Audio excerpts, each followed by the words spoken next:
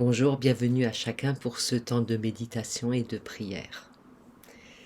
Avec le psaume 148, nous prions « Louez le Seigneur depuis le ciel, louez-le dans les hauteurs, louez-le, vous tous ses messagers, louez-le, vous toutes ses armées, louez-le soleil et lune, louez-le, vous toutes étoiles lumineuses, louez-le ciel du ciel et vous les eaux qui êtes au-dessus du ciel. Qu'il loue le nom du Seigneur, car il a donné un ordre et tous ont été créés. Il les a établis à jamais, pour toujours. Il a donné une prescription qu'il ne violera pas.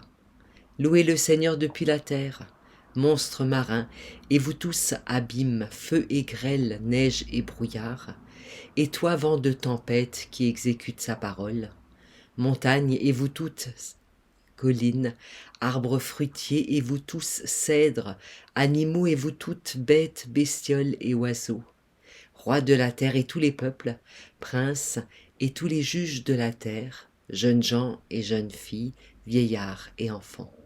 Qu'ils louent le nom du Seigneur, car son nom est élevé, il est plus éclatant que la terre et le ciel. Il a élevé la corne de son peuple, louange pour tous ses fidèles. Pour les Israélites, le peuple qui lui est cher. Louez le Seigneur.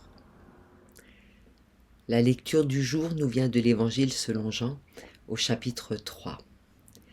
Et comme Moïse éleva le serpent dans le désert, il faut de même que le Fils de l'homme soit élevé, pour que quiconque croit en lui ait la vie éternelle.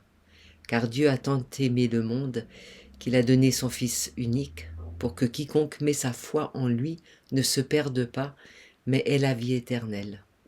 Dieu en effet n'a pas envoyé son Fils dans le monde pour juger le monde, mais pour que par lui le monde soit sauvé. Celui qui met sa foi en lui n'est pas jugé, mais celui qui ne croit pas est déjà jugé, parce qu'il n'a pas mis sa foi dans le nom du Fils unique de Dieu. Qui aime les serpents ? On n'est pas nombreux à apprécier cet animal qui fait plutôt peur. C'est ce sentiment-là qui vient en premier, la crainte de cet animal. L'évangéliste Jean ici cite ou fait référence à une ancienne histoire qu'on trouve dans le livre des Nombres. Ça se place au moment où le peuple d'Israël se trouve dans le désert. Ils sont mordus par des serpents. Et Moïse leur dit de lever les yeux vers le serpent d'airain qu'il a fabriqué. Ce symbole-là, on le connaît bien parce qu'on le voit toujours devant les pharmacies. Et c'est un symbole qui nous dit ce qui, a priori, peut nous tuer, peut en réalité nous sauver. C'est cette même idée que reprend Jean ici, en nous encourageant à regarder en face ce qui nous fait peur. Commencez par donner un nom, pour connaître, pour comprendre. C'est une manière, c'est une tactique que propose Moïse pour dépasser sa peur, pour la connaître, pour la contrôler, pour que ce ne soit plus elle qui nous domine. Ce qui me fait peur alors devient un objet et ne me domine plus. Le serpent, en quelque sorte, devient une force. Parfois, on entend ça dans la bouche de personnes qui ont vécu une épreuve et qui nous disent que, avec cette épreuve, une force s'est développée. Ils ont trouvé des ressources en eux qu'ils n'imaginaient pas. Et même ce qui était une faiblesse est devenu une force. Quand Jésus fait mention de l'histoire du serpent dans le désert et qu'il lie cette histoire, ce symbole avec son propre ministère, c'est cette même idée, je crois, qui est développée. Ce qui est pour nous symbole de mort et ce qui était pour les Juifs de l'époque symbole de honte devient en réalité une porte ouverte sur la vie. Ça devient une force de vie et d'avenir.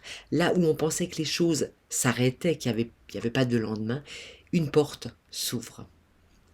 Jésus se rattache donc à cette ancienne tradition biblique qui n'oppose pas le bien et le mal, mais qui fait comprendre toujours que mal et bien sont ambigus, entremêlés et souvent confus. Il y a des tas de symboles de cette nature dans la Bible. Par exemple, le feu, qui est symbole de chaleur, de lumière, mais qui peut aussi bien être ce qui détruit, ce qui met à néant. À l'opposé, l'eau, élément exactement opposé au feu, mais qui transporte la même idée. L'eau, c'est ce qui nous permet de vivre, c'est l'eau du baptême, bien sûr, mais c'est aussi l'eau du déluge qui emporte tout sur son passage et qui détruit toute la création. Le désert, c'est ce lieu où on est seul, où on est face à soi, et le désert, on le trouve beaucoup dans la Bible. Eh bien, le désert devient le lieu où la présence de Dieu se fait sentir comme nulle part ailleurs, pour le peuple d'Israël comme pour Jésus, quand il y passe 40 jours au début de son ministère. Donc Jean s'inscrit exactement dans cette tradition et dit en fait la croix qui est symbole de mort devient le symbole de la vie en réalité. L'évangéliste Jean écrit « Il faut que le Christ soit élevé ». Alors élevé ne peut pas seulement se comprendre comme cet acte physique d'être monté sur une croix. Quand Jean utilise cette expression et qu'il y lie la notion de glorification, c'est toujours cette idée d'être élevé en Dieu, par Dieu, en lui. D'ailleurs, Jésus ne s'élève pas lui-même, il est élevé par Dieu. Et nous tournons nos yeux vers Jésus élevé en ayant les pieds bien à terre. Parce qu'en réalité, nous dit l'évangéliste Jean, comme nous dit le texte des Nombres, c'est pas le fait d'échapper au serpent qui nous sauve, c'est pas le fait de grimper aux arbres ou de fuir qui nous sauve, c'est que, étant mordu, nous dit le texte des Nombres, ils lèvent les yeux vers le serpent d'airain et là, ils sont sauvés. C'est le regard qui change tout, pas la fuite. Être sauvé, ce n'est pas réussir à s'échapper, ce n'est pas être délivré des dangers, mais c'est, étant au milieu des dangers, changer de regard et porter ses yeux vers la croix.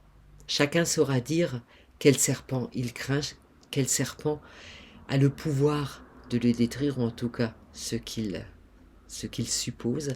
Chacun connaît aussi en lui le serpent maléfique qui le fait chuter. Et chacun saura que, selon les jours, la réponse n'est pas la même.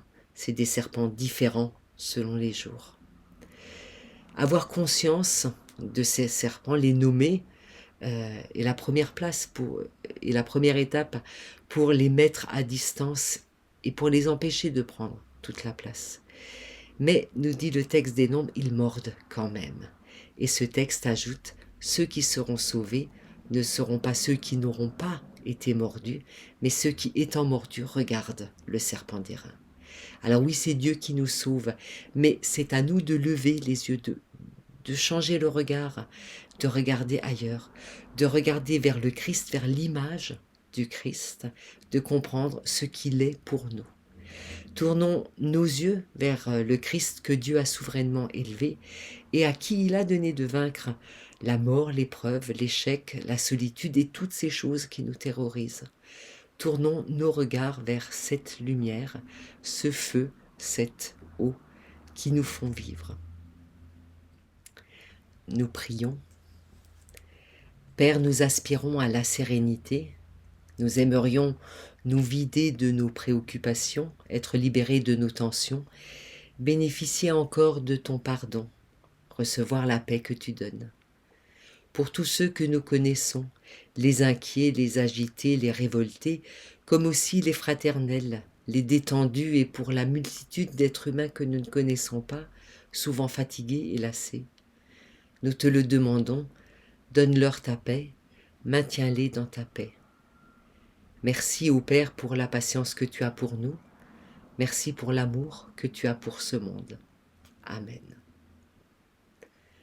Employons notre temps à rêver, employons notre énergie à prophétiser, employons notre espérance à avoir des visions d'amour, de paix et de justice. Employons notre vie à affirmer avec humilité, joie, courage et foi, Jésus-Christ est le Seigneur. Bon dimanche à chacun.